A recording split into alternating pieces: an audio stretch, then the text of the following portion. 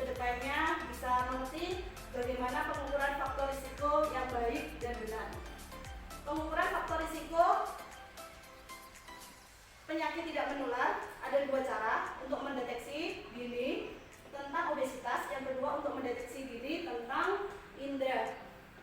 Di mana di sini saya lebih menekankan pengukuran faktor risiko penyakit tidak menular tentang deteksi dini obesitas dengan tiga cara ya Bu. Ibu ada tolong dipahami ya Bu ya. Yang satu pengukuran dengan berat badan, yang kedua pengukuran tinggi badan, yang ketiga pengukuran tingkat perut.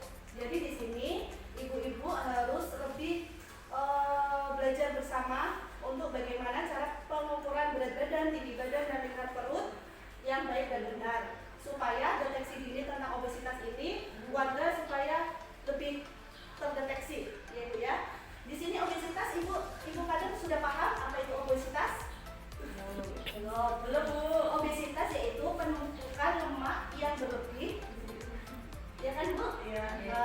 Penumpukan lemak yang berlebih akibat ketidakseimbangan antara energi yang masuk dengan energi yang keluar selama beberapa waktu.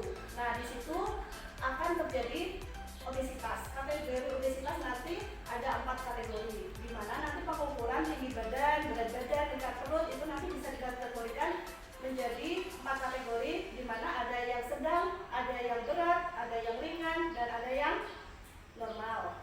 Ibu-ibu di sini sudah paham semua ya Bu ya? Paham. Nah, tujuan untuk pembelajaran ini supaya ibu-ibu kader mampu nantinya untuk melakukan pengukuran faktor-faktor risiko penyakit tidak menular yang akan nanti ibu-ibu kader melayani pelayanan ada pada warganya ketika pas kegiatan posyandu. Yuk silakan bisa ibu kader untuk maju ke depan untuk kita mengecek pengukuran berat badan seperti mana yang baik dan benar. Silakan Ibu. Nah, yang pertama kita perhatikan ya Bu ya. Kita pengukuran berat badan itu dengan timbangan injak atau timbangan digital yang sudah dikalibrasi. Kalau rusak jangan dipakai ya Bu ya, karena nanti nilainya nanti bisa akurat atau tidaknya. Yang kedua, letakkan posisi timbangan ini di lantai yang keras dan rata. Posisikan dia berada di angka yang 0, tepat 0. Jangan ini kan karena digital jadi langsung kelihatan ya Bu ya. Kalau nanti yang pakai yang biasa kita harus disesuaikan dengan angka yang 0. Nah, posisikan mata untuk pengukur sesuai dengan kepala. Silakan Ibu. Silakan Ibu kader untuk memasuki timbangan. Nah, pastikan Ibu kader posisi tegak dan tidak membawa apapun ya Bu ya. Jangan membawa benda yang ada di tangan. Nah, pastikan alas kaki sudah dilepas, bajunya tidak yang jaket, pokoknya baju senyaman mungkin. Nah, kemudian pastikan Ibu sudah di depan dengan posisi tegak. Setelah itu, kita sebagai pengukur, kita harus berdiri tegak untuk melihat hasil yang ada di timbangan klien. Di sini hasilnya tadi 68,2. Jadi Ibu silakan untuk duduk kembali. Seperti itu ibu-ibu kader, ada yang mana? Silakan ya Bu ya. Jadi posisikan, atur segalanya semuanya disiapkan. Untuk yang kedua, ini namanya mikrotoa ya Bu ya. Karena ini sudah kita tempel dan sediakan, jadi cara mengukurnya kita letakkan mikrotoa itu antara 200 meter atau kita melihat sampai 0. Nah, posisikan mikrotoa itu tegak lurus ya Bu ya. Tidak miring kanan, tidak miring kiri. Kemudian kita meletakkan tempel mikrotoa itu dengan posisi yang benar dan tidak sampai menjatuhi ke klien yang akan kita ukur tinggi badannya. Silakan bisa Ibu minta persediaan waktunya Bu. Nah, Ibu posisi klien ini lurus kakinya ya, nempel di tembok ya Bu ya. Nah, pastikan posisi tegak lurus semuanya dan tidak membawa benda ataupun apapun ya Bu ya. Alas kaki dilepas ya Bu.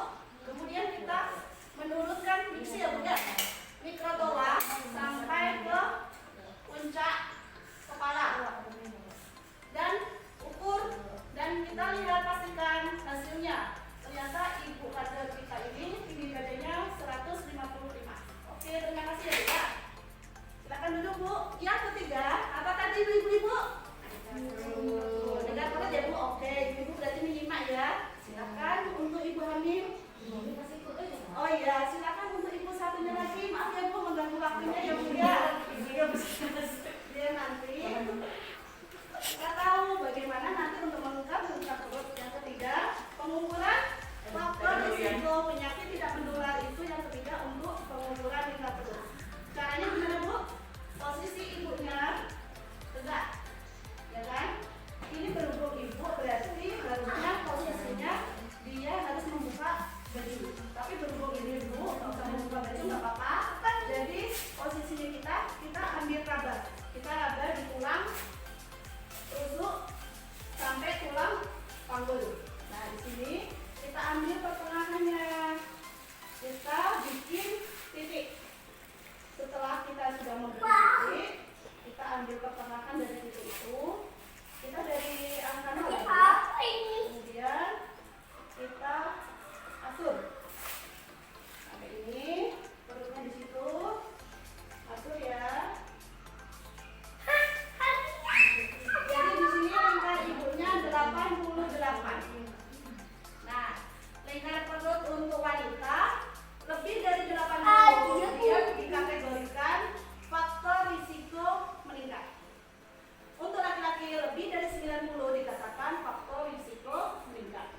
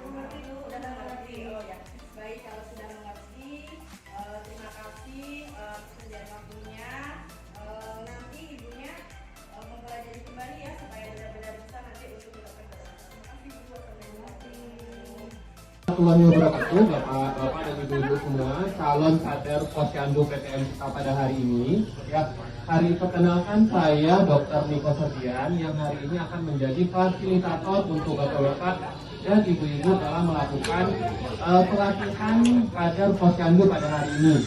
Nah, hari ini kita akan mempelajari tentang apa itu sebenarnya olahraga, gitu ya Bapak Ibu ya.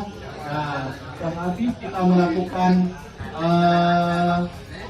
diskusi hari ini, diharapkan Bapak Ibu mengerti bahwa olahraga itu sebenarnya yang seperti apa, gitu ya. Baik, kita mulai aja. Kira-kira nih menurut Bapak dan Ibu, olahraga itu seperti apa, Bapak Ibu? Nah, Ibu ini deh. Apa olahraga, Bu? Contoh olahraga, tahu nggak Bu? Misalnya, apakah menyapu adalah suatu olahraga? Oh, berarti menyapu termasuk olahraga ya Bu ya? Nah, kalau menurut Ibu nih, olahraga itu apa?